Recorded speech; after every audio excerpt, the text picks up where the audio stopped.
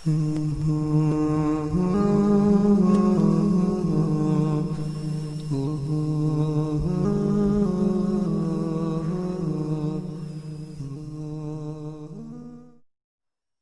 مردان مسلمان، با بشرمی و بی‌حیایی این کودک نظر کنید که بزنی که همسال مادرش هست دست درازی دارد و کوشش دارد که جای از بدن رقاصه را دست رساند.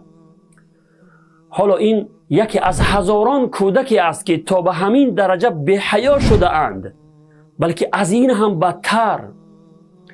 باری هم خود را سوال کرده اید که سبب در چیست که این کودکان اینقدر بی‌حیا شده اند؟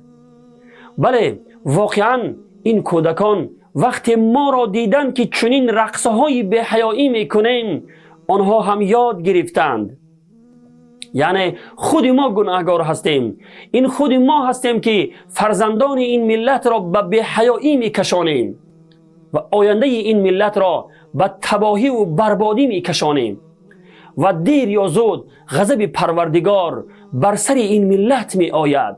پناه به خداوند.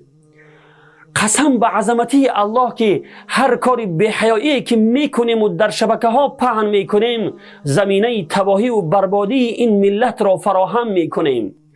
و قسم به عظمتی الله که اگر پیش این چنین بی‌حیایی گرفته نشود، آینده فرزندان ما و شما در بی‌حیایی از روسه ها و غربی ها هم بدتر خواهد شد.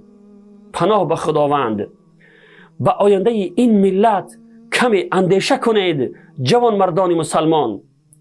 متاسفانه در بین این همه مردان مسلمان یک نفر هم یافت نمی شود که پیش چنین بی‌حیایی را بگیرد. ولی شما این را فراموش نکنید که وقتی کار گناه در پیش چشم مردم انجام شود و مردم یکدیگر را از کار گناه باز ندارد، عذاب خداوند همه را فرا میگیرد. خوب آگاه باشید، یکی از سببهای عذاب قوم بنی اسرائیل را خداوند در قرآن عظیم الشأن چنین بیان می کند: كانوا لا يتناهون عن منکر فعلوه لبئس ما كانوا يفعلون. یعنی آنها از کار زشت و گناهی که انجام میدادند یکدیگر را باز نمی داشتند، واقعا کار بدی انجام میدادند. صدق الله العظیم.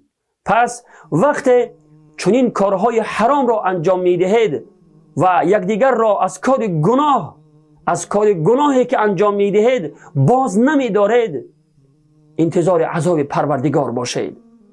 و السلام علیکم و رحمت الله و برکاته.